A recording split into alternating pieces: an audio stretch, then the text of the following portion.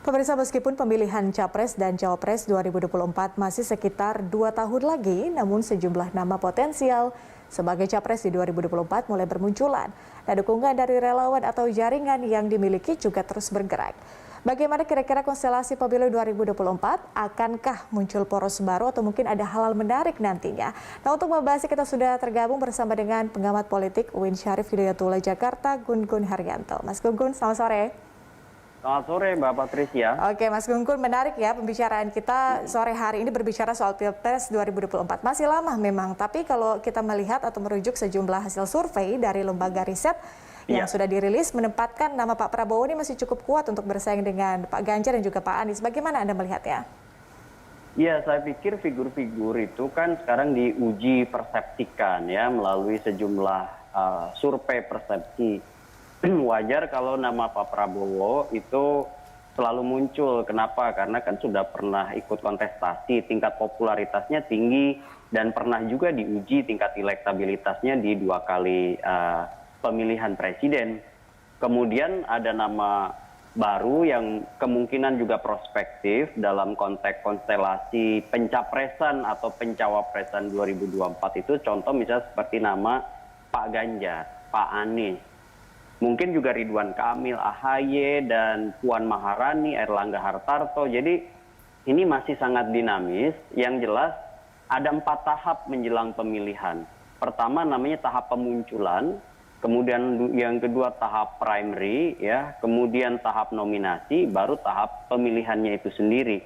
Jadi kalau sekarang rame nama, wajar. Kenapa? Karena baru tahap pemunculan dan akan sangat ditentukan oleh sejumlah faktor. Ya, yang itu yang disebut sebagai opportunity structure perspektif, ya, perspektif struktur peluang. Ada 3 faktor yang menentukan. Pertama adalah probabilitas perolehan suara, Mbak Patricia. Jadi yang akan menjadi magnet elektoral adalah yang hidup menjadi magnet yang bisa memalingkan perhatian khalayak, dan itu kemudian mendinamisasi tren pemilih begitu. Contoh misalnya punya modal dasar elektoral, entah itu elektabilitas, popularitas maupun akseptabilitas. Yang kedua, itu yang disebut dengan cost of entry, biaya masuk gelanggang pertarungan. Jadi kontestasi elektoral kan mahal. Jadi apakah misalnya seluruh orang yang berkeinginan maju itu punya modal finansial untuk masuk gelanggang? Nah, ini biasanya terhubung dengan sejumlah pihak yang akan mendukung nanti di Pilpres, ya kan? Nah, baru yang ketiga menyangkut keuntungan dalam kekuasaan atau benefit of office. Setiap proses running to election, ya, running for office, itu selalu ada yang disebut dengan kebutuhan kekuatan real politik untuk mengusung. Contoh, misalnya dukungan dan usungan dari kekuatan partai yang punya kursi di DPR karena terkait dengan presidensial threshold, begitu. Tapi melihat kansnya masing-masing calon ini seperti apa sebetulnya, Mas Gun-Gun? Ya, menurut saya kalau bicara kans, ya sekarang itu akan sangat ditentukan komunikasi politik lintas kekuatan. Ya, contoh misalnya Pak Airlangga meskipun Ketua Umum Partai Golkar belum tentu bisa maju kalau kemudian dia tidak mampu meyakinkan kekuatan partai lain. Pun demikian misalnya Pak Anies, ya ada 2 kendala, misalnya satu bukan orang partai, yang kedua itu juga nanti masa jabatannya selesai tahun 2022, dan kalau pilkada diundur ke 2024 artinya harus ada manajemen reputasi politik sekaligus public relations politik untuk mengelola citranya supaya kemudian eksistensinya tetap berada di top of mind dari khalayak. Belum lagi misalnya Pak Ganjar selesai masa jabatan sebagai gubernur Jawa Tengahnya kan 2023, ya kan? Pak Prabowo sepertinya kan tingkat elektabilitasnya stagnan, ya kan? Sehingga butuh booster ya dari figur lain yang kemudian bisa juga turut mendinamisasi pasar elektoral 2024. Mbak Puan Maharani kalau kita lihat di survei-survei sekarang tingkat elektabilitasnya masih sangat rendah, sehingga apa? Selain perlu mengenalkan diri secara intensif, itu juga komunikasi lintas kekuatan. Apakah kemudian jadi paket Prabowo Puan? Masih tanda tanya. Kenapa? Karena kan ini juga menyangkut bukan hanya soal skema koalisi partai PDIP dengan Gerindra, tapi juga PDIP dan Gerindra harus membaca menurut saya tren market ya, dalam konteks political marketing. Karena kalau brand dipaksakan sementara brandnya itu memiliki titik jenuh, itu juga tentu akan sangat riskan bagi partai untuk kalah begitu.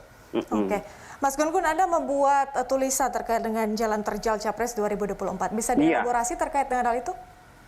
Iya, saya tadi sebagian sudah saya elaborasi terkait dengan 3 faktor, tetapi hal lain menurut saya memang ada sejumlah hal yang perlu menjadi catatan dalam konteks menjelang fase kandidasi ya.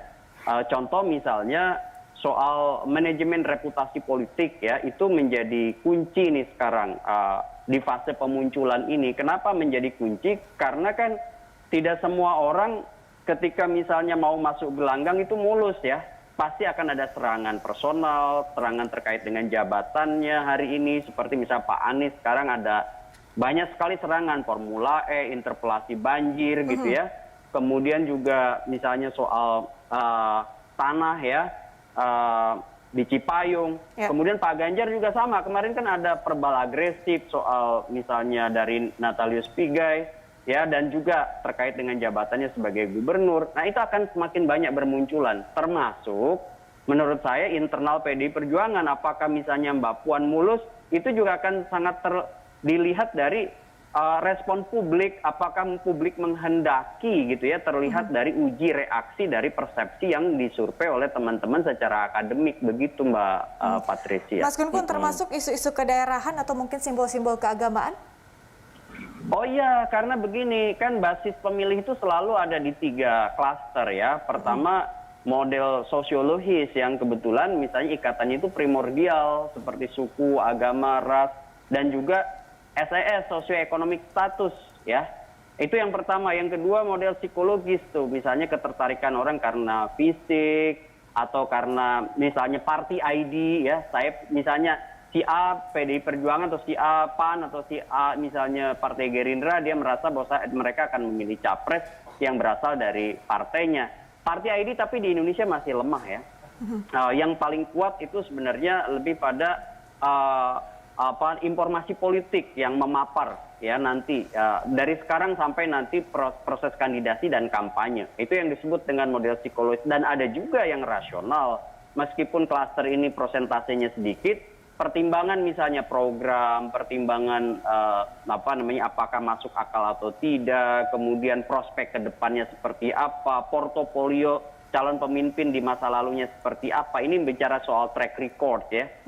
Dan faktor-faktor itu pada akhirnya akan bermuara ya pada 2 hal. Pertama adalah tingkat penerimaan halayak pada si kandidat. Yang kedua, tingkat penerimaan partai politik juga pada si kandidat gitu. Jadi ini tren pemilih dengan opsi-opsi yang dinegosiasikan dengan parpol itu yang akan jadi penentu. Misalnya nih, si A, taruhlah Pak Anies atau Ridwan Kamil, tingkat elektabilitasnya tinggi, tetapi tidak ada misalnya parpol yang mengusung, bukan mendukung ya, mengusung, karena kita masih belum membolehkan kandidat independen ya. Kita masih menggunakan kandidat yang diusung oleh partai politik yang punya kursi di DPR RI. Nah, oleh karena itu maka kepiawaian, kelenturan komunikasi politik dalam meyakinkan partai-partai untuk melampaui threshold 20% kursi DPR atau 25% suara sah nasional, itulah yang akan menjadi kunci seseorang bisa melewati fase primary menjadi nominasi. Nominasi itu nanti akan ada pengusungan kandidat oleh partai politik, didaftarkan ke KPU, dan barulah kemudian menjadi kandidat resmi untuk dipilih di hari H oleh basis pemilih di Nusantara, begitu. Mas, kalau kita berbicara soal figur, sebetulnya figur yang seperti apa kemudian yang paling dibutuhkan Indonesia sekarang untuk memimpin ke depan? Oke, ini pertanyaan menarik dan saya sudah elaborasi di tulisan saya bahwa memang begini ya, dari sisi komunikasi politik yang sejarah elektoral kita di Pilpres sejak 2004 itu menunjukkan ada 2 gaya yang paling diminati dalam pasar pemilih, terutama di Pilpres langsung di Indonesia. Pertama namanya equalitarian style ya.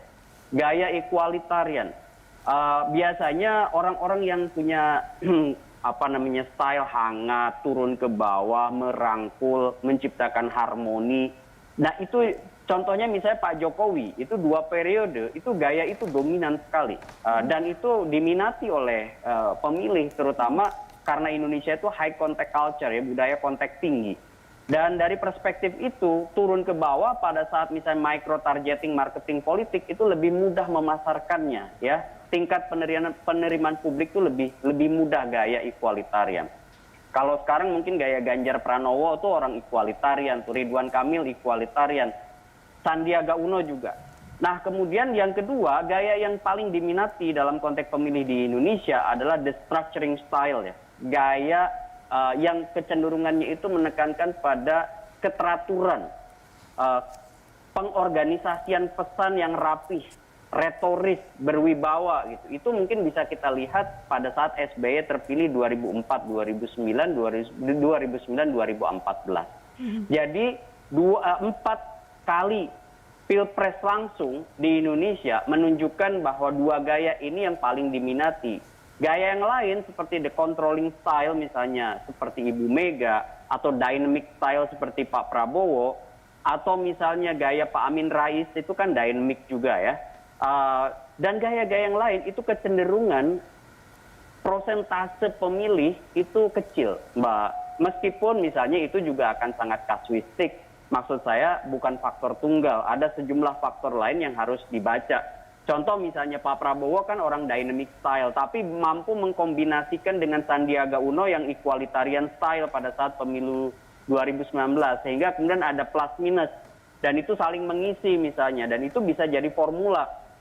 Nah, yang akan dahsyat adalah ketika orang equalitarian itu paket dengan orang the structuring style. Sebut aja misalnya ketika Ganjar bisa bertemu dengan Anies misalnya, atau sebaliknya, atau mungkin tipikal-tipikal seperti ini diusung oleh partai, itu menurut saya akan berpotensi besar menjadi magnet elektoral gitu di kemudian hari. Itu dalam bacaan saya, dan itu sebenarnya dikonfirmasi melalui 4 kali pilpres langsung di Indonesia, dan kecenderungan sekarang fluktuasi hasil-hasil survei persepsi menunjukkan itu. Orang-orang dari 2 gaya ini yang kecenderungan terus merangkak naik, ya, dari persepsi halayak untuk dilihat sebagai prospective leader begitu. Kalau berbicara soal posisi partai, Mas Gun-Gun, terakhir, apakah mungkin PKS masih akan kembali bergabung atau berkoalisi dengan Gerindra? Tidak ada yang tidak mungkin, ya, ketika misalnya ada proses yang menjembatani itu, misalnya soal agenda bersamanya, dan figur partai itu kan kecenderungan punya asumsi bahwa mereka punya keuntungan dalam kekuasaan di kemudian hari, kan begitu, ya, dan itu akan sangat kemudian ditentukan oleh potensi kemenangan, dan potensi kemenangan itu kalau di pilpres direpresentasikan dari peluang seseorang yang didukung mereka, yang diusung mereka untuk memenangi kontestasi, sehingga kemudian running for office, ya, yang kemudian dikonsepkan oleh partai-partai untuk berkuasa menjadi the ruling party, partai berkuasa itu yang kemudian bisa menjembatani, Mbak. Contoh misalnya, taruhlah figur, ya, yang kemudian agendanya sama, mengusung si A, dan di cawapres misalnya dari partai B, dan itu kemudian bertemu, saya yakin tidak akan ada egosentris yang pada akhirnya kemudian akan mewujud dalam kesepakatan baru yang mungkin aja Gerindra dan PKS pun akan kembali bertemu, begitu maksud saya. Artinya memang tidak ada yang tidak mungkin nanti pada Pilpres 2024 nanti, ya, Mas Gun-Gun? Iya, kan contoh misalnya bisa aja Golkar dengan Nasdem, atau dengan Golkar, Nasdem, PKS, lawannya Gerindra dengan PDI Perjuangan. Kemudian PAN ikut siapa, itu terlihat dari potensi-potensi keuntungan dalam kekuasaan yang dihitung oleh PAN, begitu, Mbak Patricia. Oke, kita lihat nanti seperti apa nanti petahnya nanti, ya, di tahun 2024 nanti. Betul. Terima kasih Mas Gun-Gun sudah bersama kami di Prime Time. Salam sehat. Salam sehat.